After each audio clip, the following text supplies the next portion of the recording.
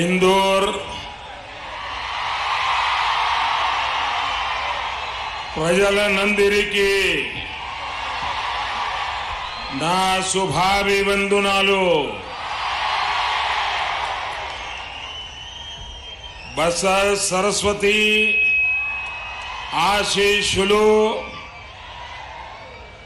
పోదుంతున్న మీరంతా అదస్తవంతులు.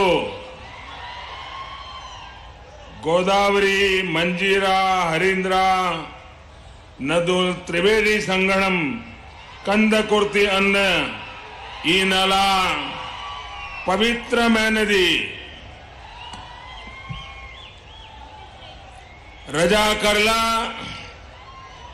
ఆగడాలను ధైర్యంగా ఏది రించిన్ చరిత్ర భూమి ఏది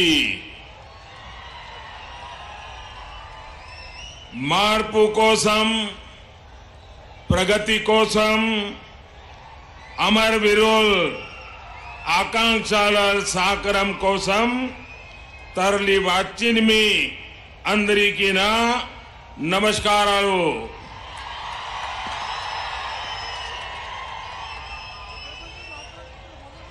मंच पर विराजमान भारतीय जनता पार्टी के राष्ट्रीय महासचिव श्रीमान मुरलीधर राव, हमारे पार्टी के वरिष्ठ नेता, केंद्र के भूतपूर्व मंत्री, संसद में मेरे साथी श्रीमान बंडारू दत्तात्रेय जी, प्रदेश के महामंत्री श्री प्रेमेंद्र रेड्डी जी, निजामाबाद के जिला अध्यक्ष पल्ले गंगा रेड्डी जी, श्रीमान एल भूपति रेड्डी जी, श्रीमान वेंकट रमानी जी, श्रीमान दुग्याला प्रदीप कुमार जी, डॉक्टर वी मुरलीधर गौड़ जी, श्रीमान बज्जोजी भास्कर जी, और इस चुनाव में भारतीय जनता पार्टी के प्रत्याशी निजामाबाद शहर से श्रीमान इंडाला लक्ष्मी नारायणा, निजामाबाद ग्रामीण से श्रीमान गद्दम आनंद रेड्डी, इल्ला रेड्डी से श्रीमान बनाला लक्ष्मा रेड्डी, बोधन से श्रीमान अलजापुर श्रीनिवास, निर्मल से डॉक्टर ए स्वर्णा रेड्डी, मुधोल से डॉक्टर पी रमादेवी, कामारेड्डी से श्रीमान वेंकट रमना रेड्डी, जुक्कल से श्री अरुणा थारा, बांसवाड़ा से श्रीमान नायडू प्रकाश, जगतियाल से श्रीमान एम रविंद्र रेड्डी, कोरुतला से डॉक्टर जी वेंकट, अरमूर से श्रीमान पोदुतुरी विनय रेड्डी, बालकोंडा से श्रीमान रोहित राजेश्वर और विशाल संख्या में पधारे हुए मेरे प्यारे भाई और बहनों,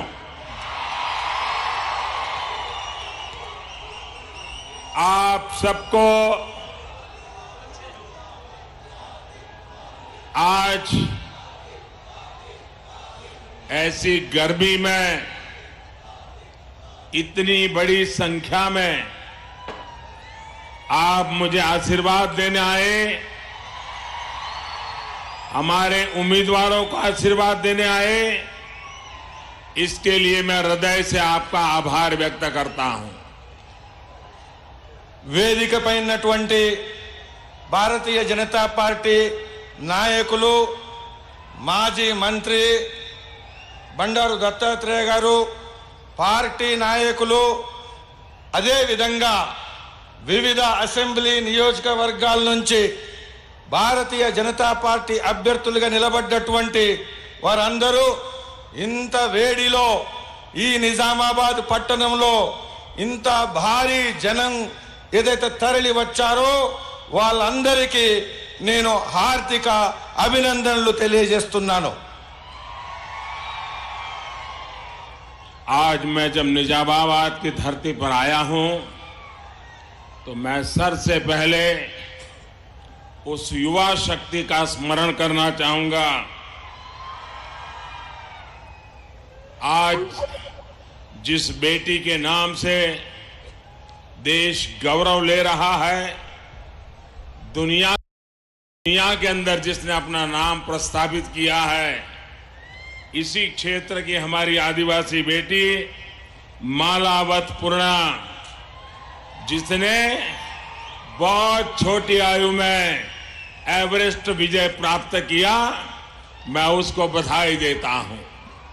और दूसरा भाई मोहम्मद हुसैनुद्दीन, जिन्होंने कॉमनवेल्थ गेम्स के अंदर भारत को मेडल दिला करके भारत का सम्मान बढ़ाया है।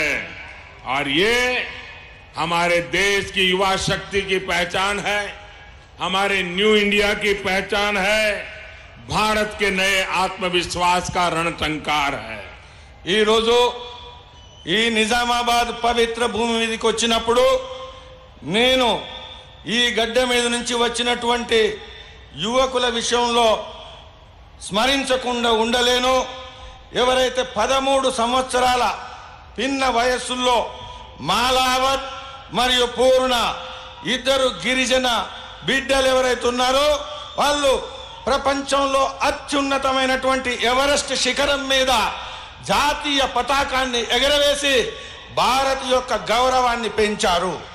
అదే విధంగా మహమ్మద్ హుసైనుద్దీన్ ఎవరైతే ఉన్నారో యువకుడు, ఈ జిల్లాకు చెందినటువంటి వ్యక్తి, కామన్వెల్త్ ఆటల్లో భారతదేశానికి పతాకాన్ని విజయాన్ని సాధించి పెట్టి భారతదేశ గౌరవాన్ని స్వాభిమానాన్ని పెంచినటువంటి వీళ్ళు ఈ యొక్క రాష్ట్రమే తెలంగాణ రాష్ట్రమే కాదు దేశం యొక్క గౌరవాన్ని కూడా ప్రపంచవ్యాప్తంగా పెంచారు। వీరు యొక్క యువకుల యొక్క ఆత్మవిశ్వాసానికి, న్యూ ఇండియాకు ప్రతీకలుగా, దేశ ఆత్మవిశ్వాసానికి ప్రతీకలుగా ఉన్నారు। 5 राज्यों में चुनाव चल रहे हैं। अब तक मुझे 4 राज्यों में जाने का अवसर मिला। आज 5वें राज्य में भी आने का मौका मिला है। मुझे जहां जहां जाने का अवसर मिला है, मैंने ऐसा ही उमंग और उत्साह देखा है, ऐसा ही वातावरण देखा है। నేను గత కొన్ని రోజులుగా దేశవ్యాప్తంగా 5 రాష్ట్రాల్లో ఏదైతే ఎన్నికలు జరుగుతున్నాయో అందులో మొదలు 4 రాష్ట్రాల్లో పర్యటించాను। ఈ రోజుతో 5వ రాష్ట్రాన్ని కూడా పర్యటిస్తున్నాను। ఈ 5 రాష్ట్రాల్లో ఎక్కడ పర్యటిస్తున్నప్పటికీ ఎక్కడ చూసినా ఇదే ఉత్సాహం, ఇదే జన ప్రభంజనం, ఇదే వాతావరణాన్ని నేను చూస్తున్నాను। जिनका विकास में विश्वास है, जिनका नया तेलंगाना बनाने में विश्वास है, जिनका नया भारत बनाने में विश्वास है, ये विकास में विश्वास रखने वाले लोग आज भारतीय जनता पार्टी पर अधिकतम विश्वास रख करके देश को आगे ले जाने के लिए कंधे से कंधा मिलाकर भाजपा के साथ चल रहे हैं। మీ అందరికీ కూడా తెలుసు, అభివృద్ధిలో విశ్వాసం ఉంచేటువంటి ప్రజలు, అదే విధంగా న్యూ ఇండియాలో విశ్వాసం ఉంచేటువంటి ప్రజలు, వీళ్ళందరూ కూడా నవ తెలంగాణ నిర్మించాలనుకునేటువంటి ప్రజలందరూ కూడా భారీ ఉత్సాహంతో భారతీయ జనతా పార్టీతో కదం కదం కలిపి బీజేపీతో అండగా నిలబడ్డారు। भाइयों बहनों, ये हमारा तेलंगाना ऐसे ही नहीं बना है, अनेक वर्षों के संघर्ष से बना है, अनेक नौजवानों के बलिदान से बना है। और इसलिए यहां की सरकार को उस बलिदान को बर्बाद करने का कोई अधिकार नहीं है। तेलंगाना की जनता ने जो सपने देखे थे, उन सपनों पर जरा सा भी खिलवाड़ करने का हक यहां के किसी राजनीतिक दल को, किसी राजनीतिक नेता को और किसी सरकार को नहीं है। మీ అందరికి కూడా తెలుసు ప్రజలారా, తెలంగాణ నిర్మాణం ఏదైతుందో అది మామూలుగా జరగలేదు. అనేక సంవత్సరాల యువకుల బలిదానం, త్యాగం, ప్రజల యొక్క పోరాటం కారణంగా తెలంగాణ ఆవిర్భావం జరిగింది. అటువంటి తెలంగాణ అభివృద్ధి విషయంలో ఏ రాజకీయ నాయకునికైనా, ఏ రాజకీయ పార్టీకైనా, ఏ ప్రభుత్వానికైనా ఈ కలలు, ఈ ఆకాంక్షలతో ఆడుకోవడానికి అవకాశం లేదు, అస్తవ్యస్తం కావడానికి వీలు లేదని నేను చెప్తున్నాను. लेकिन साथियों, तेलंगाना को 4.5 साल हो गए। ये सरकार 4.5 साल से उसने क्या काम किया? ये चुनाव सरकार से पाई पाई का, पल पल का हिसाब मांगने का चुनाव है। మీరందరికీ కూడా తెలుసు, ప్రభుత్వం ఆవిర్భవించి ప్రభుత్వం వచ్చి 4.5 సంవత్సరాలైంది. ఇది ఎన్నికల సమయం. ఈ ఎన్నికల సమయంలో ప్రభుత్వం 4.5 సంవత్సరాల్లో ప్రజాసేవలో ప్రజల కోసం ఏం చేసింది అనేటువంటిది పైసా పైసా లెక్క అడిగేటువంటి సమయం ఇది. అదే విధంగా క్షణ క్షణం ప్రజల సేవలో ఏం చేశారని సవాలు చేసేటువంటి సమయం ఇది. जिन्होंने यहां के नौजवानों को, यहां के किसानों को, यहां के दलित, पीड़ित, शोषित, वंचितों को, आदिवासियों को तेज गति से विकास का भरोसा दिया था, वो अपने वायदों पर खरे नहीं उतरे हैं। उन्हें इस चुनाव में ये जनता जनार्दन ने सबक सिखाना चाहिए। మిత్రులారా, గత 4.5 సంవత్సరాల ముందు యువకుల విషయంలో, రైతుల విషయంలో, బీదల విషయంలో, బడుగు వర్గాల విషయంలో, వెనుకబడినటువంటి వర్గాల విషయంలో, గిరిజనుల విషయంలో ఏం సేవ చేశారు, ఏం అభివృద్ధి సాధించారు అనేటువంటిది ఒక్కొక్క ప్రశ్నకు సమాధానం ఇవ్వాల్సినటువంటి సమయం ఇది. ఇదే విధంగా ఈ వాగ్దానాల వైఫల్యంలో ప్రభుత్వం ఏదైతే విఫలమైందో వీటి విషయంలో బుద్ధి చెప్పాల్సినటువంటి తగిన సమయం ఇది. यहां के मुख्यमंत्री और उनका पूरा परिवार ऐसा मानता है कि इस देश में कांग्रेस ने कभी विकास किया नहीं, कांग्रेस ने देश में विकास का नामो निशान नहीं, फिर भी 50-55 साल तक वो चुनाव जीतते रहे। तो यहां के मुख्यमंत्री और उनके परिवार को लगता है अगर कांग्रेस कुछ किए बिना जीत सकती है तो वो भी जीत जाएंगे, कुछ करने की जरूरत नहीं है। और इसलिए वो कांग्रेस से सीख करके चल रहे हैं, कांग्रेस की आदतों को ही लेकर के चल रहे हैं, कांग्रेस के ही तौर तरीकों को लेकर के चल रहे हैं। लेकिन मुख्यमंत्री जी, ये वक्त बदल चुका है, ये देश नौजवानों का है। कांग्रेस ने 50-55 साल तक कुछ न करते हुए राज किया, लेकिन अब देश की कोई पॉलिटिकल पार्टी 50 महीने भी कुछ किए बिना फिर से चुनाव नहीं जीत सकती है। మిత్రులారా, తెలంగాణలో ప్రస్తుతం ఉండేటువంటి పార్టీ, ప్రభుత్వము, ముఖ్యమంత్రి, వాళ్ళ కుటుంబం వాళ్ళు ఏమనుకుంటున్నారంటే ఏమి వేగంగా అభివృద్ధి చేయాల్సినటువంటి అవసరం లేదు. గత 50 సంవత్సరాలుగా పైగా కాంగ్రెస్ ఏ విధంగానైతే పరిపాలించిందో, అభివృద్ధి లేకుండా ఎన్నికలు గెలవగలిగిందో, అదే విధంగా అదే పద్ధతిలో ఎన్నికలు గెలవచ్చు, రాజ్యం ఏలొచ్చు అని అనుకుంటున్నారు. కానీ మీ అందరికి కూడా తెలుసు, దేశంలో పరిస్థితులు మారాయి, కాలం మారింది. ఇప్పుడు అది సాధ్యం కాదు. 50 నెలలు కూడా 50 సంవత్సరాలు కాదు 50 నెలలు కూడా పని చేయకుండా అభివృద్ధి సాధించకుండా ఉండడం సాధ్యం కాదు. ఇది యువకుల దేశం అని చెప్తున్నాను నేను. मुख्यमंत्री जी कहते थे कि मैं निजामाबाद को लंदन बनाऊंगा,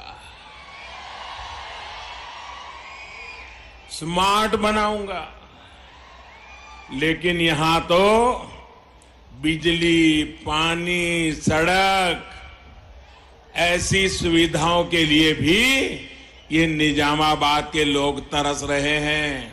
और जब उन्होंने कहा था लंदन बनाऊंगा, तो मैंने आज मेरे हेलीकॉप्टर के पायलट से कहा कि आओ जरा चक्कर काट के आते हैं, देखें क्या किया है। मैं देख करके आया हूं। अरे हिंदुस्तान के जहां आर्थिक स्थिति कमजोर है, ऐसे राज्यों के भी, ऐसे शहरों की हालत इससे ज्यादा अच्छी है। अगर लंदन कैसा है, जरा मुख्यमंत्री जी 1-5 साल वहीं रह करके आ जाओ, बहुत हो गया यहां। మిత్రులారా, ముఖ్యమంత్రి నిజామాబాద్ ను లండన్ గా మారుస్తానని చెప్పారు, స్మార్ట్ సిటీ చేస్తానని చెప్పారు. కానీ ఈరోజు నిజామాబాద్ లండన్ విడిచిపెట్టండి, స్మార్ట్ సిటీ విడిచిపెట్టండి, కరెంటు, రోడ్డు, తాగునీరు లేనటువంటి పరిస్థితుల్లో ప్రజలు, నిజామాబాద్ ప్రజలు బాధపడుతున్నారు, తరిసిపోతున్నారు. నేను లండన్ ఏ విధంగా చేశారు నిజామాబాద్ను అని ఒకసారి ఇక్కడికి వస్తున్న సమయంలో హెలికాప్టర్లో పరిక్రమ చేయడం జరిగింది. పరిక్రమ చేసిన తర్వాత నాకు అర్థమైంది ఏంటంటే, దేశంలో ఉండేటువంటి బలహీనమైనటువంటి రాష్ట్రాల్లో ఉండేటువంటి పరిస్థితి నిజామాబాద్ లో ఉంది. కాబట్టి మిత్రులారా, ఈ యొక్క లండన్ ఏ విధంగా ఉంటుంది ఒకసారి వెళ్ళి అక్కడ 5 సంవత్సరాలు లండన్ లో ఉండి రమ్మని చెప్తున్నాను నేను. आपके यहां जो अंडरग्राउंड ड्रेनेज बन रही है, ये ड्रेनेज बन रही है कि डैमेज का काम चल रहा है, इसका निर्णय आपको करना है. ఇక్కడ అండర్ గ్రౌండ్ డ్రైనేజ్ అయితే నిర్మాణం చేస్తున్నారో, ఇది డ్రైనేజ్ నిర్మాణం జరుగుతున్నదా లేదా నగరాన్ని నష్టం చేసే పని చేస్తున్నారా అని నేను అడుగుతున్నాను. ये मुख्यमंत्री ऐसे हैं, उनकी पार्टी ऐसी है, आधी अधूरी बातें, आधे अधूरे वादे, आधे अधूरे कार्य, आधे अधूरी योजनाएं, ये आधे अधूरी सरकार भी निकाल दी उन्होंने, वो भी 5 साल पूरा नहीं किया. ऐसे लोगों पे भरोसा करोगे क्या? ముఖ్యమంత్రి గారు ఏం దేనికి ప్రతీకయ్యా అంటే, వాగ్దానాల అమలులో అసంపూర్ణం సగం, యోజన ప్రాజెక్టుల్లో సగం, కార్యక్రమాల్లో సగం, ఏ పనులు కూడా, ఏ మాటలు కూడా పూర్తిగా అమలు చేయనటువంటి ప్రభుత్వం ముఖ్యమంత్రి. కేవలం అదే కాదు, ఈయన సమయం 5 సంవత్సరాలు అయితే అది కూడా 5 సంవత్సరాలు పూర్తి చేయనటువంటి ప్రభుత్వం ఇది అని నేను చెప్తున్నాను. भाइयों बहनों, अच्छा हुआ उन्होंने कुछ समय पहले चुनाव घोषित कर दिया. इससे कम कुछ महीने पहले आपको मुसीबतों से मुक्ति की संभावना आ गई. చాలా సంతోషం. కనీసం కొన్ని నెలల ముందు ముందస్తు ఎన్నికలు ప్రకటించడం ద్వారా ప్రజలకు 5 సంవత్సరాల బాధపడాల్సిన అవసరం లేకుండా తొందరగానే ఈ ప్రభుత్వంతో ముక్తి కలగబోతున్నది.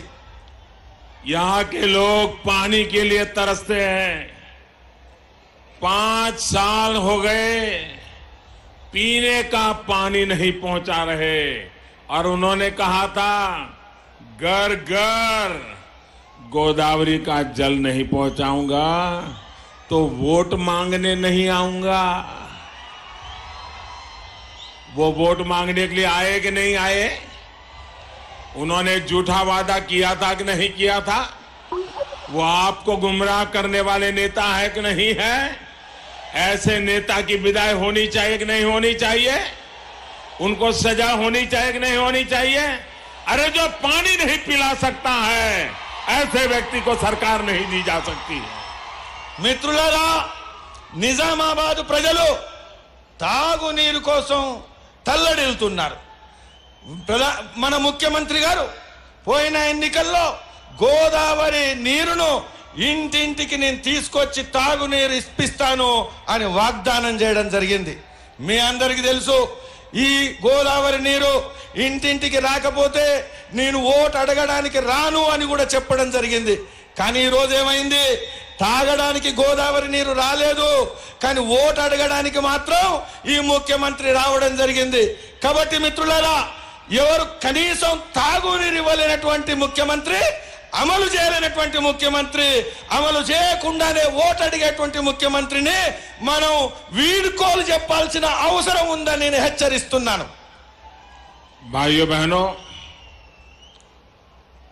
सरकार गरीब के लिए होती है. अगर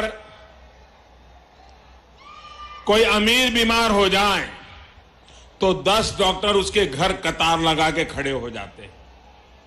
अगर उसको बड़ी अस्पताल जाना है तो स्पेशल प्लेन में पहुंच जाता है. लेकिन एक गरीब अगर बीमार हो जाए तो उसके लिए तो सरकारी अस्पताल के सिवाय कोई चारा नहीं होता है. उसके लिए तो वही आसरा होता है.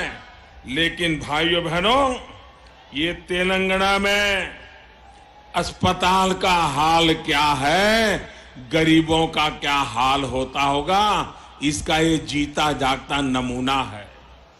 మిత్రులారా, మనందరికీ తెలుసు, ఆరోగ్యం విషయంలో ధనికులకు గనుక అనారోగ్యం జరిగితే, ఏదైనా రోగం వస్తే అనేక మంది డాక్టర్లు ఇంటి వద్దకు వస్తారు, సేవ చేయడానికి సిద్ధంగా ఉంటారు. 10 మంది డాక్టర్లైనా హాజరవుతారు. కానీ అదే బీద వాళ్ళకి గనుక అనారోగ్యం వస్తే, ఏదైనా రోగం వస్తే వాళ్ళ పరిస్థితి ఏంది మనందరికీ కూడా తెలుసు. అనేకమైనటువంటి బాధలు, ఇబ్బందులు వాళ్ళు ఎదుర్కోవాల్సి వస్తుంది. అటువంటి పరిస్థితుల్లో ప్రభుత్వం దేనికోసమయ్యా అంటే బీద వాళ్ళ కోసం సమర్పించబడ్డటువంటి ప్రభుత్వం ఉండాలా. కానీ ఈ రోజు మనకు తెలంగాణలో ఆసుపత్రుల పరిస్థితి ఏ విధంగా ఉంది, ప్రభుత్వ ఆసుపత్రుల పరిస్థితి ఏ విధంగా మనందరికీ తెలుసు. కాబట్టి బీద వాళ్ళ యొక్క కష్టాలను మనం అర్థం చేసుకోగలుగుతాం. यहाँ के मेडिकल कॉलेज का हाल क्या है वो छात्रों को पूछोगे तो पता चलेगा. उसके बजाय गांव के हॉस्टल अच्छे होते हैं. ये काम इन्होंने करके रखा है. అందరికీ తెలుసు మిత్రులారా, నిజామాబాద్ లో ఉండేటువంటి వైద్య కళాశాల ఈ రోజు ఏ పరిస్థితిలో ఉందో మనందరికీ తెలుసు. అక్కడ ఉండేటువంటి విద్యార్థులు ఏ కష్టాలు పడుతున్నారో మనందరికీ తెలుసు. వైద్య కళాశాల కన్నా ఈ రోజు ఒక మామూలు హాస్టల్ కూడా మంచిగా ఉండేటువంటి పరిస్థితి ఉంది. ఈ పరిస్థితుల్లో నిజామాబాద్ ప్రజల కష్టం మనం అర్థం చేసుకోవచ్చు. ये मुख्यमंत्री अपने आप को इतना असुरक्षित महसूस करते हैं, खुद पर विश्वास का नामो निशान नहीं है. इसलिए या तो ज्योतिष पे भरोसा करते हैं, या पूजा पाठ पे भरोसा करते हैं, या तो नींबू मिर्ची बांध करके गुजारा करते हैं. इतना अपने आप को असुरक्षित मानते हैं कि हमने एक आयुष्मान भारत योजना बनाई, प्रधानमंत्री पीएम जय योजना. इस देश के 50 करोड़ से ज्यादा लोगों को अगर गंभीर बीमारी किसी को हो जाए, किडनी की, हार्ट की, कैंसर की अगर गंभीर बीमारी हो जाए तो ये गरीब बेचारा मध्यम वर्ग का व्यक्ति कहां अस्पताल में खर्चा करेगा. मोदी सरकार ने योजना बनाई मोदी केयर की. 5 लाख रुपया साल भर में उस परिवार को खर्चा होगा तो वो भारत सरकार देगी. भाइयों बहनों, ये इतने असुरक्षित है, इतने असुरक्षित है कि मोदी के नाम की योजना आ जाएगी तो यहां कोई उनको पूछेगा नहीं, तो उन्होंने इस योजना में जुड़ने से मना कर दिया। यहां के गरीबों के साथ उन्होंने अन्याय किया है, गरीबों का नुकसान किया है। మిత్రులారా, ఇక్కడ ఉండేటువంటి ముఖ్యమంత్రిని మీరు గమనిస్తున్నారు. ఈయన తీవ్రమైనటువంటి అభద్రతా భావంతో ఇబ్బంది పడుతున్నటువంటి ముఖ్యమంత్రి. ఎప్పుడు చూసినా ఎక్కడో మంత్రమని, ఎక్కడో తంత్రమని, నిమ్మకాయ మిరపకాయ వీటన్నిటిని పూజలు చేయడం తప్పిస్తే మనం ఇంకేది గమనించట్లేదు. ఈ విధమైనటువంటి తీవ్రమైనటువంటి అభద్రత భావంతో ఉండేటువంటి ముఖ్యమంత్రి ఈయన ప్రభుత్వం ఏం చేసిందయ్యా ఇక్కడి బీద వాళ్ళకంటే, ఈ దేశంలో ప్రైమ్ మినిస్టర్ పిఎంజే కార్యక్రమం ఏదైతుందో, ఆయుష్మాన్ భారత్ కార్యక్రమం ఏదైతుందో, ఆరోగ్య భద్రత కోసం 50 కోట్ల ప్రజానికానికి అవసరమైనటువంటి ఆరోగ్య భద్రత కోసం ఒక చారిత్రాత్మకమైనటువంటి కార్యక్రమాన్ని తీసుకొస్తే తెలంగాణ ముఖ్యమంత్రి అభద్రత కారణంగా ఈ కార్యక్రమాన్ని తెలంగాణలో అమలు చేయడానికి నిరాకరించాడు. దీని కారణంగా ఎవరికి నష్టమయ్యా అంటే తెలంగాణలో బీద బడుగు వర్గాల ప్రజలు ఎవరైతున్నారో అనారోగ్యంతో, అది కిడ్నీ వ్యాధి కానీ, అది హృదయానికి సంబంధించినటువంటి వ్యాధి కానీ, అది ఇంకే రకమైనటువంటి క్యాన్సర్ వ్యాధి కానీ, వీళ్లకు అనారోగ్యంలో సంవత్సరానికి 5 లక్షల రూపాయల మందులు కానీ, చికిత్స కానీ ప్రైమ్ మినిస్టర్ ఏదైతే ఆయుష్మాన్ భారత్ కార్యక్రమం గ్యారంటీ నిలబడిందో దాన్ని అమలు చేయలేదు. దాని కారణంగా తెలంగాణ బీద కుటుంబాలకు నష్టం జరిగింది. साथियों, ये आयुष्मान भारत योजना को 2 महीने हुए हैं. 2 महीने में 3 लाख परिवारों ने इसका फायदा उठाया है. गंभीर प्रकार के उनके ऑपरेशन हुए हैं, उनकी जिंदगी बच गई है. भाइयों बहनों, इसमें तेलंगाना का एक भी नहीं है और इसके लिए जिम्मेवार ये आपके मुख्यमंत्री हैं, उनकी सरकार है, इनकी पार्टी जिम्मेवार है. మిత్రులారా, గత 2 నెలలుగా ఈ దేశంలో ఆయుష్మాన్ భారత్ ఏదైతే పథకం ఉందో అది అమలు చేయడం ప్రారంభం జరిగింది. ఈ గత 2 నెలలుగా దేశవ్యాప్తంగా 3 లక్షల మంది కుటుంబాల ప్రజలకు తీవ్రమైనటువంటి అనారోగ్యంలో ఉండేటువంటి వాళ్లకు అది చికిత్స గాని, అది శస్త్రచికిత్స గాని వాళ్లకు లాభం జరిగింది. కానీ ఈ యొక్క కార్యక్రమంలో తెలంగాణ ప్రభుత్వం అమలు చేయని కారణంగా తెలంగాణ ప్రజలకు తీవ్రమైనటువంటి నష్టం జరుగుతున్నది. भाइयों बहनों, भारतीय जनता पार्टी का एक ही मंत्र है, सबका साथ सबका विकास. हमें सबका साथ भी चाहिए और हम सबका विकास भी करना चाहिए. वोट बैंक की राजनीति ने देश को तबाह कर दिया है. वोट बैंक की राजनीति ने विकास की यात्रा में दिमक लगा दी है, दिमक. और उसके कारण वोट बैंक का ही ख्याल रखने की सरकारों की आदत हो गई है. और इसलिए जहां वोट बैंक की राजनीति फली फूली है, जातिवाद की राजनीति फली फूली है, परिवारवाद की राजनीति फली फूली है, भाई भतीजेवाद की राजनीति फली फूली है, वहां पर विकास पूरी तरह खत्म हो चुका है. మిత్రులారా, భారతీయ జనతా పార్టీది ఒకటే మంత్రం, ఒకటే నినాదం, అందరితో అభివృద్ధి, అందరితో పాటు అందరికీ అభివృద్ధి.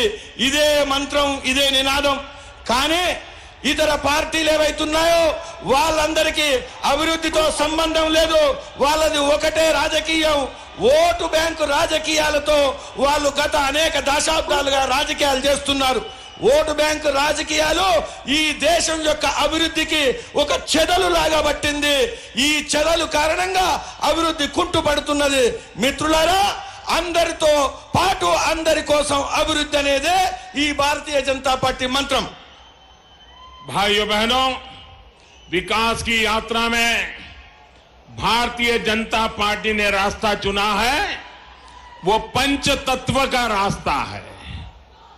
पंच तत्व के रास्ते पर हम देश को समस्याओं को मुक्ति दिला करके देश के सामान्य मानवी का सशक्तिकरण करना चाहता है। हमारे पंच तत्व है बेटे बेटी की पढ़ाई, युवा की कमाई, बुजुर्गों को दवाई, किसानों को सिंचाई और जन जन की सुनवाई। ये पंच तत्व लेकर के हम विकास का रास्ता लेकर के आगे बढ़ रहे हैं। భారతీయ జనతా పార్టీకి ఒకటే దారి, ఆ దారి ఏదయ్యా అంటే అభివృద్ధి మంత్రం, అభివృద్ధి దారి. ఈ అభివృద్ధిలో 5 గుణాలు, పంచతత్వాలతో కూడినటువంటి అభివృద్ధి దారి ఏదైతే బాలురకు బాలికలకు ఎవరెక్కుతుందో వాళ్ళందరికీ విద్య, అందరికీ విద్య, అందరు యువకులకు పని, చేతికి పని, అదే విధంగా వాళ్ళ ఆదాయాన్ని పెంచడం, అదే విధంగా వృద్ధులకు ఎవరైతున్నారో వాళ్ళకు అండ, వాళ్ళకు భద్రత, వాళ్ళకు సహాయం, అదే విధంగా ప్రతి రైతుకు ప్రతి చేనుకు నీరు, అదే విధంగా అభివృద్ధిలో అందరి భాగస్వామ్యం. ఈ విధంగా 5 తత్వాలతో గుడిచినటువంటి అభివృద్ధి రహదారిలో భారతీయ జనతా పార్టీ ముందుకెళ్తున్నది. आपका प्यार मेरे सर आंखों पर, आपका ये उत्साह ये दिल्ली में 150 लोगों को भी दिखाई देता होगा, लेकिन मेरी आपसे प्रार्थना है कि मुझे शांति से बोलने दीजिए। मैं आपके प्यार को सलाम करता हूं, आपके उत्साह को सलाम करता हूं. మీ అందరి ప్రేమ, మీ అందరి ఉత్సాహం, వీళ్ళందరినీ చూసి అందరూ కూడా విపరీతమైనటువంటి సంతోషపడుతున్నారు. నా నమస్కారాలు మీ ప్రేమకు, మీ ఉత్సాహానికి. ఢిల్లీలో ఉండేటువంటి ప్రజలు కూడా ఈ ఉత్సాహాన్ని చూస్తున్నారు. కానీ కొంత శాంతిగా నా మాట వినండి. अरे चुनाव के लेखा जोखा करने वाले लोग ये जरा यहां आकर के नजारा देख ले, हवा का रुख किस तरफ जा रहा है. ఈ ఎన్నికల యొక్క విశ్లేషకులు కొద్దిగా రండి, ఈ ఉత్సాహాన్ని, ఈ యొక్క సంతోషాన్ని చూడండి. ఏ విధమైనటువంటి వాతావరణం తెలంగాణలో ఉందో మీకే కనబడుతుంది. भाइयों बहनों, ये कांग्रेस पार्टी, ये यूपीए और ये आपके मुख्यमंत्री यूपीए सरकार में मंत्री थे. मैडम की जब रिमोट कंट्रोल वाली सरकार चलती थी, అటువంటి మేడం రిమోట్ కంట్రోల్ తో నడిచే ప్రభుత్వంలో మన తెలంగాణ ముఖ్యమంత్రి ఎవరైతే ఉన్నారో ఈ మహాశయుడు కూడా ఆ ప్రభుత్వంలో మంత్రిగా పనిచేసి అక్కడ కూర్చొని రిమోట్ కంట్రోల్ ప్రభుత్వం ఎలా నడుస్తుందని చూసేవాడు. भाइयों बहनों, जिन्होंने यूपीए सरकार का नमक खाया है, जिन्होंने मैडम के अंडर में काम किया है, जिन्होंने यूपीए सरकार में मंत्री पद संभाला है, वे यहां पर फ्रेंडली मैच कर रहे हैं कांग्रेस के साथ. कांग्रेस इनकी विरोधी पार्टी नहीं है. अगर तेलंगाना में सच्चे अर्थ में जनता जनार्दन के लिए लड़ने मरने वाली पार्टी है तो वो सिर्फ भारतीय जनता पार्टी है. वो दोनों की तो मिली भगत है. మిత్రులారా, మీ అందరికీ తెలుసు యూపీఏ ప్రభుత్వం యొక్క ఉప్పు తిన్నటువంటి ముఖ్యమంత్రి, యూపీఏ ప్రభుత్వంలో కేంద్రంలో మంత్రిగా పనిచేసినటువంటి వ్యక్తి, అనేక సంవత్సరాలు ఈ యొక్క ప్రభుత్వం యొక్క సౌకర్యాలను ఆనందించినటువంటి వ్యక్తి ఈ రోజు ఇక్కడ కాంగ్రెస్ కు వ్యతిరేకం అంటే నమ్మకండి. వీళ్ళిద్దరు కూడా ఫ్రెండ్ మ్యాచ్ ఏదైతుందో, ఏదైతే దొంగ ఆట ఆడుతున్నారు, వీళ్ళందరూ కూడా వ్యతిరేకులు కాదు ఒకరికొకరు.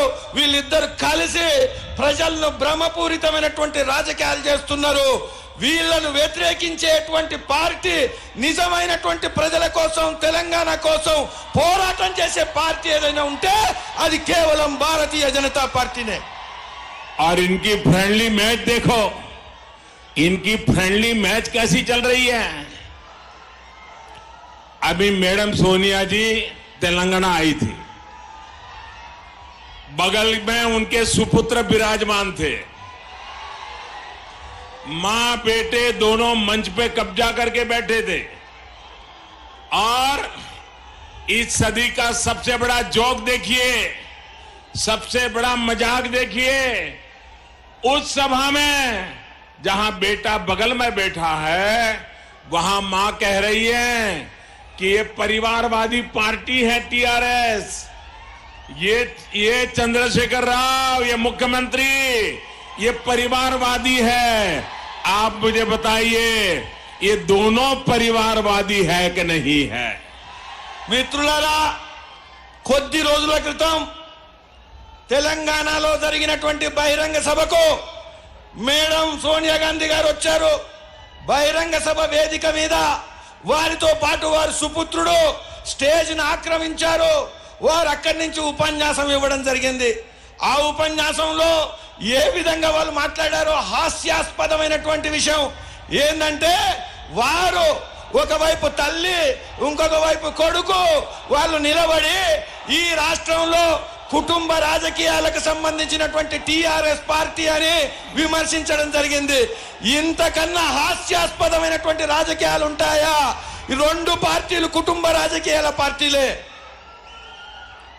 आप मुझे बताइए, कांग्रेस के चरित्र में और ये टीआरएस के चरित्र में ये दोनों पार्टियों में कोई फर्क है? कांग्रेस भी परिवारवादी है, ये भी परिवारवादी है। कांग्रेस में भी अंदरूनी लोकतंत्र नहीं है, इनके अंदर भी अंदरूनी लोकतंत्र नहीं है। कांग्रेस भी वोट बैंक की राजनीति करती है, ये भी वोट बैंक की राजनीति करती है। कांग्रेस भी माइनॉरिटी का अपीजमेंट करती है, ये भी माइनॉरिटी का अपीजमेंट करते। हर प्रकार से दोनों एक ही सिक्के के बाजू हैं, दोनों चक्के बक्के हैं। మిత్రులారా, సోదర సోదరీమణులారా, కాంగ్రెస్ పార్టీ టీఆర్ఎస్ పార్టీ ఈ రెండు పార్టీల్లో ఎలాంటి తేడా లేదు. ఈ రెండు పార్టీలు కూడా కుటుంబ పార్టీలే, కుటుంబ పార్టీలు నియంత్రించేటువంటి పార్టీలే. ఈ రెండు పార్టీలో కూడా అంతర్గత ప్రజాస్వామ్యం లేదు, శూన్యం అనేది మనకు తెలుసు. ఈ రెండు పార్టీలు కూడా మైనారిటీల యొక్క తుష్టీకరణ విధానాన్ని పాటిస్తారు మనకు తెలుసు. ఈ రెండు పార్టీలు కూడా ఓటు బ్యాంకు రాజకీయాలు చేస్తారు మనకు తెలుసు. కాబట్టి మిత్రులారా, ఈ రెండు పార్టీల్లో తేడా లేదు. ఈ రెండు పార్టీలు ఒక నాణానికి రెండు ముఖాలు అని నేను చెప్తున్నాను. भाइयों बहनों, दोनों पार्टी झूठ बोलने में कंपटीशन कर रही है। कौन ज्यादा झूठ बोलता है, इसकी स्पर्धा चल रही है। రెండు పార్టీలు తప్పుడు ప్రచారం, దొంగ ప్రచారం చేయడంలో పోటీ పడుతున్నాయి. ఎవరు ఎక్కువ అబద్ధాలు ఆడతారో అనేటువంటి విషయంలో రెండు పార్టీలు కూడా పోటీలు పడుతున్నాయి. भाइयों बहनों, विकास कैसे होता है, सामान्य मानवी की जिंदगी कैसे बदलती है, हमने 4 साल में दिखा दिया है। आप वो दिन याद कीजिए जब 2013-14 में चुनाव चल रहा था।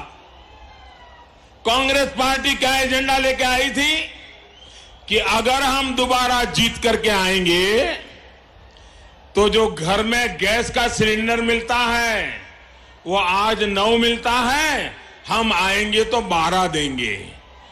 12 सिलेंडर का वादा दे करके वो सरकार बनाने के लिए वोट मांगते थे। कांग्रेस के जमाने में एमपी को 25 कूपन देते थे, 25 कूपन गैस के कनेक्शन के लिए, और एमपी के घर में लोग लाइन लगा के खड़े रहते थे कि मुझे कूपन दे दो, मुझे गैस का कनेक्शन चाहिए। किसी की सिफारिश लानी पड़ती थी, कभी ब्लैक का पैसा खर्च करना पड़ता था, कभी करप्शन करना पड़ता था, तब जाकर के गैस का कलेक्शन मिलता था। ये 2014 तक उनकी सरकार का कारोबार था। మిత్రులారా, సోదర సోదరీమణులారా, 2014 ఎన్నికల ముందు అభివృద్ధి విషయంలో ఏ విధమైనటువంటి వాగ్దానాలు, ఏ విధమైనటువంటి చర్చలు ప్రజల్లో చేశారు మనందరికీ తెలుసు. కాంగ్రెస్ పార్టీ 2014 ఎన్నికల కన్నా ముందు ప్రజల ముందు వాగ్దానం చేసింది ఏదయ్యా అంటే, కుటుంబాలకు 9 గ్యాస్ సిలిండర్లు సంవత్సరానికి వస్తున్నాయి. దీనికి బదులు 12 గ్యాస్ సిలిండర్ ఇస్తాము అని వాగ్దానం చేయడం జరిగింది. మీ అందరికీ తెలుసు, అంతకుముందు గత 40-50 సంవత్సరాల్లో ఏ విధమైనటువంటి వాతావరణం ఉండేది.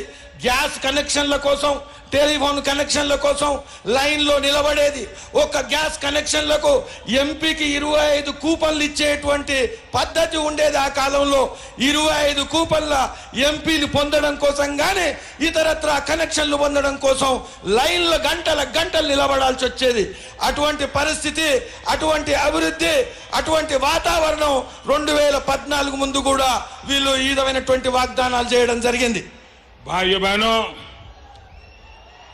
एक मां जब लकड़ी का चूल्हा जला करके खाना पकाती है तो उसके शरीर में 400 सिगारेट का धुआं जाता है, और घर में जो बच्चे खेलते हैं वो बचपन से ही बीमारी में पलते हैं. भाइयों बहनों, मैंने गरीबी देखी है, मैं गरीबी जी करके आया हूं. मेरी मां लकड़ी के चूल्हे से जब खाना पकाती थी पूरा घर धुएं से भर जाता था, आंख में से पानी निकलता रहता था. वो पीड़ा मैंने देखी है. प्रधानमंत्री बनने के बाद मैंने तय किया मैं हर माता को इस पीड़ा से मुक्त करूंगा. हर मेरी गरीब मां को लकड़ी के चूल्हे से खाना पकाने से मुक्ति दिलाऊंगा. घर घर गैस का कनेक्शन दूंगा. अब तक 6 करोड़ परिवारों में मुफ्त गैस का कनेक्शन दे दिया है. भाइयों बहनों, हमारे तेलंगाना में भी 5 लाख परिवारों को इसका लाभ मिला है. సోదర సోదరి మనులారా, మనందరికీ తెలుసు, ఒక కుటుంబంలో మహిళ కట్టెల పొయ్యిలో వంట చేస్తే ఏ విధమైనటువంటి పరిస్థితి ఉంటుంది. సుమారుగా కట్టెల పొయ్యిలో వంట చేసేటువంటి మహిళకు ఒక రోజు 400 సిగరెట్లు తాగితే పొగ ఏ విధంగా బాధ ఇస్తుందో, ఇబ్బంది కలిగిస్తుందో అంత ఇబ్బంది ఈ కట్టెల పొయ్యి ద్వారా లభిస్తుంది. నేను నా జీవితంలో పేదరికం ఏందో చూశాను, పేదరికాన్ని, బీదరికాన్ని జీవించాను. నేను మా తల్లి కట్టెల పొయ్యిలో వంట చేస్తున్నప్పుడు ఆ బాధలేందో ప్రత్యక్షంగా అనుభవించాను.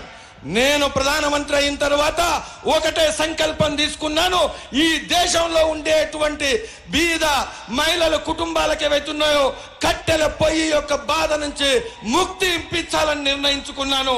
అందుకనే ఉజ్వల కార్యక్రమం కింద 6 కోట్ల గ్యాస్ కనెక్షన్లు ఉచితంగా ఇవ్వడం జరిగింది. అందులో భాగంగా 5 లక్షల కనెక్షన్లు తెలంగాణలో ఇవ్వడం జరిగింది. भाइयों बहनों, 21वीं सदी में गरीब से गरीब के घर में भी बिजली का कनेक्शन होना चाहिए कि नहीं होना चाहिए, बिजली का लट्टू होना चाहिए कि नहीं होना चाहिए, उसके बच्चों की पढ़ाई के लिए प्रबंध होना चाहिए कि नहीं होना चाहिए. ये दोनों सरकारें 50-55 साल तक कांग्रेस ने राज किया और 4.5 साल से वो महाशय यहां बैठे हैं. लेकिन भाइयों बहनों, यहां भी आज भी लाखों परिवार ऐसे हैं जिसके घर में बिजली का कनेक्शन नहीं है. मैंने सौभाग्य योजना का बीड़ा उठाया है और तेलंगाना में 4 लाख घरों में सामने से जाकर के भारत सरकार ने बिजली का कनेक्शन दे दिया. अकेले निजामाबाद में 15,000 गरीब परिवारों में बिजली का कनेक्शन देने का काम कर दिया. మిత్రులారా, ఇదే విధంగా ఈ దేశంలో 70 సంవత్సరాల స్వాతంత్రం తర్వాత కూడా అనేక కుటుంబాల్లో కరెంటు కనెక్షన్ లేదు. చదువుకోవడానికి యువకులకు ఏదైతే విద్యుత్ శక్తి అవసరమో, కరెంటు బల్బ్ అవసరమో అది లేనటువంటి పరిస్థితి. నేను ప్రధానమంత్రి అయిన తర్వాత సౌభాగ్య యోజన కింద 4 లక్షల కుటుంబాలకు ఉచిత కరెంటు కనెక్షన్ ఇచ్చి ఏదైతే 50 సంవత్సరాల్లో చేయలేనటువంటి పని 4.5 సంవత్సరాల్లో టీఆర్ఎస్ ప్రభుత్వం పట్టించుకోకుండా నేరుగా బీజేపీ ప్రభుత్వం చేయడం జరిగింది. అందులో భాగంగా తెలంగాణలో కేవలం నిజామాబాద్లో 15,000 కుటుంబాలకు విద్యుత్ శక్తి కనెక్షన్, కరెంటు కనెక్షన్ ఇవ్వడం జరిగింది. भाइयों बहनों, मैंने चुनाव में आपको वादा किया था, मैं इस देश को लूटने नहीं दूंगा, बिचौलियों को बचने नहीं दूंगा। ये मैंने वादा किया था और आज मैं गर्व के साथ कहता हूं कि हमने सामान्य मानवी के हक को उसके बैंक के खाते तक पहुंचा दिया है। पहले स्कॉलरशिप लेनी थी, बिचौलियों को कमीशन देना पड़ता था। पेंशन लेना है, बिचौलियों को कमीशन। मनरेगा का पैसा, बिचौलियों को कमीशन। विधवा पेंशन, बिचौलियों को कमीशन। राशन कार्ड में खाना, बिचौलियों को कमीशन। मैंने तय किया ये सारा मैं सीधा बैंक के खाते में जमा कर दूंगा। लोगों के जनधन अकाउंट में खाते खोल दिए। भाइयों बहनों, 6 करोड़ लोग, आप हैरान हो जाओगे, जो बच्चा पैदा नहीं हुआ उसके नाम स्कॉलरशिप जाती थी, जो बेटी पैदा नहीं हुई वो विधवा हो जाती थी और उसको पेंशन मिलता था। चोरी और लूट चलती थी। 6 करोड़ ऐसे झूठे भूतिया लोग थे, मैंने निकाल दिया और देश का 90,000 करोड़ रुपया बचा लिया। भाइयों మిత్రులారా, నేను ప్రభుత్వానికి వచ్చే ముందు ప్రజల ముందు వాగ్దానం చేయడం జరిగింది. ఈ దేశంలో ఈ దొంగతనం, అవినీతి, ఈ లూటీ ఇక సాగదు అనేటువంటిది నేను వాగ్దానం చేయడం జరిగింది. ప్రభుత్వం వచ్చిన తర్వాత బ్యాంకు ఖాతాలు, దేశంలో అత్యధికమైనటువంటి జనాభాను ఖాతాలు తెరిచి ఈ యొక్క లూటీని ఈ రోజు నేను ఆపడం జరిగింది. ఈ యొక్క ఖాతాలు తెరవడం ద్వారా ప్రత్యక్షంగా లాభాలు ఏవైతున్నాయో, డైరెక్ట్ బెనిఫిట్స్ ఏవైతున్నాయో, అవి రేషన్ కు సంబంధించినవి కావని, అవి పెన్షన్ కు సంబంధించినవి కానీ, అవి విధవా పెన్షన్ కు సంబంధించినవి కానీ, అవి వృద్ధాప్య పెన్షన్ కు సంబంధించినవి కానీ, అవి విద్యార్థుల స్కాలర్షిప్ల విషయాలు కానీ, ఏదైనా ఇక మధ్యవర్తులు లేరు, ఇక దళారులు లేరు. మీద ఢిల్లీలో డబ్బేస్తే అకౌంట్లో నేరుగా అకౌంట్ ద్వారా వ్యక్తులకు వేయేటువంటి 6 కోట్ల యొక్క నకిలీ ఫర్జీ ఏవైతే ఉన్నాయో అవి పేర్లు లేనటువంటి వాళ్ళ యువకుల పేర్లు, లేనటువంటి బాలికల పేర్లు, లేనటువంటి విధవల పేర్లు, 6 కోట్ల యొక్క నకిలీ పేర్లను తీసేసి 90,000 కోట్లు ఈ యొక్క దేశం యొక్క ఖజానాను నేను కాపాడడం జరిగింది. కాబట్టి మిత్రులారా, అవినీతి రహితమైనటువంటి బడుగు వర్గాలకు బ్యాంకు ఖాతా ద్వారా సేవలు అందిస్తున్నాం. भाइयों बहनों, देश आजाद हुआ तब से जो बैंकों से लोगों को कर्ज मिलता था और बैंकों का राष्ट्रीयकरण होने के बाद तब से लेकर के 2008 तक इस देश के धनपतियों को बैंकों से जो कर्ज मिलता था, अचानक 2008 से 2014 में जितना 40 साल में कर्ज मिला था उतने ही रुपये बैंकों से लुटा दिए गए और धन्ना सेठों के हाथों में दे दिए गए। लाखों करोड़ों रुपये दे दिए गए। 2014 में आकर के मैंने गेटवे बंद कर दिया तो ये सारे बैंकों को लूटने वाले परेशान हो गए। మిత్రులారా, బ్యాంకుల విషయంలో మొదలు నుంచి ఇప్పటి వరకు అనేక మంది గత ప్రభుత్వాల్లో ధనార్జుల కోసమే బ్యాంకులు నడిచేటువంటి పరిస్థితి ఉండేది. 2000 రాష్ట్రీయ ఏదైతే జాతీయకరణం అయిందో, బ్యాంకుల జాతీయకరణం అయిన తర్వాత బ్యాంకుల యొక్క రుణాలు కేవలం ధనికులకు లభించేటువంటి వ్యవస్థ వచ్చింది. అదే కాదు, 2008 నుంచి 2014 వరకు ఏదైతే రుణాలు ఇచ్చారో ఈ స్వతంత్ర భారతదేశంలో అత్యధికమైనటువంటి రుణాలన్నీ కూడా ఆ యొక్క సంవత్సరాల్లో 2008 నుంచి 14 వరకు ధనార్జులకు మాత్రమే ఇవ్వడం జరిగింది. నేను ప్రభుత్వంలోకి వచ్చిన తర్వాత ఏదైతే ఈ కుంభకోణాలు, ఈ బ్యాంకులో ఉండేటువంటి ప్రవృత్తి ఏదైతే ఉందో దీన్ని గేట్లు తాళం వేయడం జరిగింది. 2008 से 2014 तक जो ये बैंकों के रुपये लुटा दिए गए हैं, लाखों करोड़ों रुपये लुटा दिए, ये पैसे आपके हैं।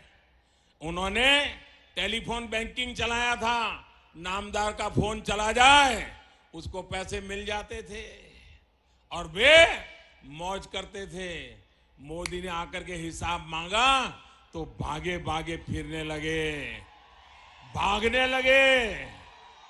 भाइयों बहनों, हमने सुना था 2 आंखें 12 हाथ।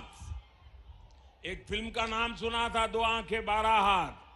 ये जो बैंक से रुपये मारने वाले लोग हैं ना, उसमें सबसे ज्यादा पूंजी 70-75% ये 12 लोगों ने ही मारा है, 12 लोगों ने। और नामदार की 2 आंखें, ये 12 हाथ लुटेरे। यही फिल्म चलती रही, 2 आंखें 12 हाथ। नामदार की 2 आंखें बराबर देखती थी कि लूट चल रही कि नहीं, और ये 12 लोग बैंकों से लूट गए। हमने आके कानून बदल दिया। वे भले भाग गए हो उसमें से 2-4, जो कुछ यहां बचे हैं, कानून बदल दिया और अब तक 40-45 हजार करोड़ रुपए की उनकी संपत्ति जब्त कर ली है। हमने कानून बनाया है, विदेशों में भी उनकी संपत्ति अब हिंदुस्तान जब्त कर लेगा। भाइयों మిత్రులారా, 2008 నుంచి 2014 వరకు బ్యాంకు లూటీ విరివిగా సాగింది. బ్యాంకు లూటీ ఏ విధంగా సాగిందయ్యా అంటే, ఒక సినిమా గురించి చెప్పేవారు, 2 కళ్ళు 12 చేతులు. ఏ విధంగా అంటే, ఏదైతే పేరు గొప్ప వాళ్ళు, నామదారి పేరు గొప్ప వాళ్ళు ఫోన్ చేసేది, వాళ్లకు 12 మందికి ఏదైతే దోపిడీ చేసేటువంటి రుణాలు లభించేది. వాళ్ళు ఈ బ్యాంకులో ఉండేటువంటి డబ్బు ఎవరిది? ఇది సామాన్య ప్రజల్ది, కోట్ల సామాన్య ప్రజల్ది. ఈ మన డబ్బంతా 12 మంది లూటీ చేయడానికి అవకాశం ఇచ్చినటువంటి ప్రభుత్వం. మా ప్రభుత్వం వచ్చిన తర్వాత మేము చట్టాన్ని మార్చాము, వాళ్ళను ప్రశ్నించడం మొదలు పెట్టాము. వెంటనే వాళ్ళు పరుగులెత్తడం మొదలు పెట్టారు. ఎక్కడికి పరుగువెత్తినా 4-3 పరిగెత్తొచ్చు, కానీ ఇక్కడ ఉండేటువంటి వాళ్ళ యొక్క సంపత్తిని, ఏదైతే వాళ్ళ యొక్క ఆస్తులు ఉన్నాయో ఆ ఆస్తులన్నీ కూడా ప్రభుత్వం కైవసం చేసుకుంటుంది. బయటికి పరిగెత్తినటువంటి వాళ్ళను కూడా వాళ్ళ ఆస్తులను ఖచ్చితంగా కైవసం చేసుకుంటుందని వాగ్దానం చేస్తున్నా. भाइयों बहनों, अब ये तेलंगाना, क्या इसमें कांग्रेस को घुसने देंगे? जिस कांग्रेस ने हमारे नौजवानों को गोलियों से भून दिया, तेलंगाना की मांग करने वाले नौजवानों को मौत के घाट उतार दिया, सालों तक तेलंगाना को जिसके लिए लड़ना पड़ा, क्या आप ऐसी कांग्रेस को माफ कर करके तेलंगाना में घुसने देंगे? మిత్రులారా, కాంగ్రెస్ పార్టీని ఈ తెలంగాణ ప్రజలు మళ్ళీ తెలంగాణలో ప్రవేశింపనిస్తారా? ఏది కాంగ్రెస్ తెలంగాణ కోసం పోరాటం చేసినటువంటి అనేక మంది యువకులను తుపాకీ గుళ్లకు గురి చేసినటువంటి, హత్య చేసినటువంటి, హత్యాచారాలు చేసినటువంటి ఈ పార్టీని మళ్ళీ తెలంగాణకు ప్రవేశింపనిస్తారా? మనం అందరం కూడా వాళ్ళని క్షమిస్తామా అని నేను అడుగుతున్నా. भाइयों बहनों, आप मुझे जवाब देंगे? మీరందరూ కూడా మిత్రులారా, నేను అడిగిన ప్రశ్నకు జవాబిస్తారా?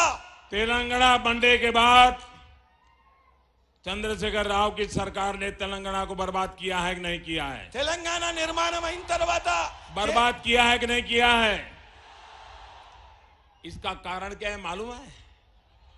क्योंकि चंद्रशेखर राव की अप्रेंटिसशिप कांग्रेस में हुई थी, उनकी सारी शिक्षा दीक्षा कांग्रेस में हुई।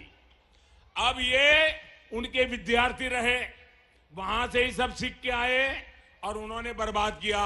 अब मान लीजिए जिन्होंने उनको सिखाया है वो तो इसमें पीएचडी किया है, अगर वो आ जाएंगे, इन्होंने जितना बर्बाद किया वो उससे 100 गुना ज्यादा बर्बाद करेंगे। और इसलिए आप उधर गिरो तो कुआं, इधर गिरो तो खाई। और इसलिए तेलंगाना के लिए एक ही रास्ता बचा है, भाजपा। మిత్రులారా, నేను అడిగేటువంటి ప్రశ్నకు మీరు సమాధానం ఇస్తారా? ప్రస్తుతం ఉండేటువంటి ప్రభుత్వం ఏదైతుందో కేసీఆర్, ఈ కేసీఆర్ కు ట్రైనింగ్ ఎక్కడ లభించింది? ట్రైనింగ్ ఇచ్చినటువంటి పార్టీ కాంగ్రెస్ పార్టీ, ట్రైనింగ్ పొందినటువంటి పార్టీ కాంగ్రెస్ పార్టీ. ట్రైనింగ్ పొందినటువంటి విద్యార్థి తెలంగాణని ఇంత నష్టపరుస్తే దీనికి ప్రత్యామ్నాయమని వీళ్ళకి ట్రైనింగ్ ఇచ్చినటువంటి పార్టీ కాంగ్రెస్ గనక అవకాశం ఇస్తే ఇంతకన్నా 100 రెట్లు నష్టం వస్తుంది. తెలంగాణ ప్రజలకు ముందు నుయ్యి వెనక గొయ్యి, ఇంకే అవకాశం లేదు. తెలంగాణకు ఒకటే ప్రత్యామ్నాయం, అది బీజేపీ, భారतीय जनता पार्टी। भाइयों बहनों, ये कांग्रेस पार्टी 55 साल तक देश पर राज किया। गली से लेकर दिल्ली तक उनका राज था। पंचायत से पार्लियामेंट तक उन्हीं का कारोबार था। 4-4 पीढ़ी ने राज किया, 4-4 पीढ़ी ने। लेकिन विकास की चर्चा करने के बजाय इस चुनाव में चर्चा क्या कर रहे हैं? मोदी की जाति कौन सी है, मोदी की मां की उम्र क्या है, मोदी के बाप का नाम क्या है? क्या भाइयों बहनों, क्या ये चुनाव के मुद्दे हैं? क्या ऐसे मुद्दों पर चुनाव लड़े जाते हैं क्या? సోదర సోదరీమణులారా, కాంగ్రెస్ అనేక సంవత్సరాలు గల్లీ నుంచి ఢిల్లీ దాకా రాజ్యం ఏలింది, పంచాయత్ నుంచి పార్లమెంట్ దాకా రాజ్యం ఏలింది. ఈ దేశాన్ని అనేక దశాబ్దాలు పరిపాలించినటువంటి 4 తరాలు పరిపాలించినటువంటి కాంగ్రెస్ పార్టీ ఈ రోజు లెక్కలు అడిగితే 4 తరాలు ఈ దేశానికి ఏం సేవ చేశామని లెక్కలు అడిగితే లెక్కలు ఇవ్వాల్సింది పోయి వారు ఏం మాట్లాడుతున్నారు? మోదీ గారి కులం ఏంటి? ఇది ప్రశ్ననా? మోదీ గారి తల్లి వయసు ఎంత? ఇది ఆ ప్రశ్న. మోదీ గారి తండ్రి పేరేంటి? ఇదేనా ప్రశ్న? ఇవేనా ఎన్నికలకు సంబంధించినటువంటి చర్చనీయాంశాలు? ఎన్నికలకు సంబంధించినటువంటి చర్చనీయాంశాలను పక్కదో పట్టిస్తున్నటువంటి కాంగ్రెస్. और इसलिए भाइयों बहनों, मैं कहना चाहता हूं, इस देश को जिन्होंने बर्बाद किया उनको दोबारा कभी घुसने मत दीजिए। हिंदुस्तान में जिन जिन राज्यों ने कांग्रेस को निकाला है, दोबारा कभी कांग्रेस को घुसने नहीं दिया है। उत्तर प्रदेश 40 साल हो गए, मायावती चलेगी, मुलायम चलेगा, लेकिन कांग्रेस नहीं चलेगी, ये उत्तर प्रदेश ने दिखा दिया है। बिहार देखिए, 40 साल हो गया, लालू चलेगा लेकिन कांग्रेस नहीं चलेगी, कांग्रेस को घुसने नहीं देते हैं। बंगाल देख लीजिए, कम्युनिस्ट चलेंगे, ममता का गलतियां चलेगी, लेकिन कांग्रेस को घुसने नहीं देंगे। हिंदुस्तान में तमिलनाडु देख लीजिए, हिंदुस्तान में मध्य प्रदेश देख लीजिए, झारखंड देख लीजिए, गुजरात देख लीजिए, जहां से कांग्रेस जाती है वहां की जनता दोबारा कांग्रेस को घुसने नहीं देती है। मैं तेलंगाना के लोगों से आग्रह करता हूं, आप कांग्रेस के एक भी व्यक्ति को जीतने मत दीजिए, वरना वो सुधरेंगे नहीं। मैं आपसे आग्रह करता हूं, भारतीय जनता पार्टी को मौका दीजिए। तेलंगाना में कमल छाप इंजन लगाइए, दिल्ली का कमल छाप इंजन है, 2 इंजन लग जाएंगे, अरे तेलंगाना को मैं कहां से कहां पहुंचा दूंगा। సోదర సోదరీమణులారా, తెలంగాణలో ఇంత నష్టం కలిగించినటువంటి కాంగ్రెస్ పార్టీకి మళ్ళీ అవకాశం ఇవ్వడం అవసరమా, సాధ్యమా అని నేను ప్రశ్నిస్తున్నాను. దేశవ్యాప్తంగా ఎక్కడెక్కడైతే కాంగ్రెస్ ఓడిపోయిందో మళ్ళీ అక్కడ రాష్ట్ర ప్రజలు కాంగ్రెస్ కు అవకాశం ఇవ్వలేదు. ఉత్తరప్రదేశ్ లో 40 సంవత్సరాలు అయిపోయాయి, కాంగ్రెస్ ఓడిపోయింది. కానీ ఉత్తరప్రదేశ్ లో ములాయం సింగ్ యాదవ్ కి ఇచ్చారు, మాయావతి అయినా నడుస్తుంది, కానీ కాంగ్రెస్ లేదని చెప్పారు. బీహార్ లో అదే 40 సంవత్సరాలు లాలూ యాదవ్ గారైనా పర్లేదు, కానీ కాంగ్రెస్ వద్దని చెప్పారు. బెంగాల్లో కమ్యూనిస్టులు అయినా పర్లేదు, మమతా బెనర్జీ ఎన్ని తప్పులు చేసినా పర్లేదు, కాంగ్రెస్ కు అవకాశం ఇవ్వట్లేదు. తమిళనాడులో అదే పరిస్థితి, అదే విధంగా మధ్యప్రదేశ్, జార్ఖండ్, గుజరాత్ ఎక్కడ కూడా కాంగ్రెస్ ఒక్కసారి ఓటమి పాలైన తర్వాత మళ్ళీ అవకాశం దేశంలో ఎక్కడ ఇవ్వట్లేదు. కాబట్టి మిత్రులారా, తెలంగాణ నష్టానికి, తెలంగాణ కష్టాలకు కారణమైనటువంటి కాంగ్రెస్ కు మరింకోసారి అవకాశం ఇవ్వకూడదు. అవకాశం ఎవరికి ఇవ్వాలా? భారతీయ జనతా పార్టీ. ఢిల్లీలో అభివృద్ధి ఇంజన్ ఒకటి ఉంది, తెలంగాణలో ఇంకొక అభివృద్ధి ఇంజన్ బీజేపీ.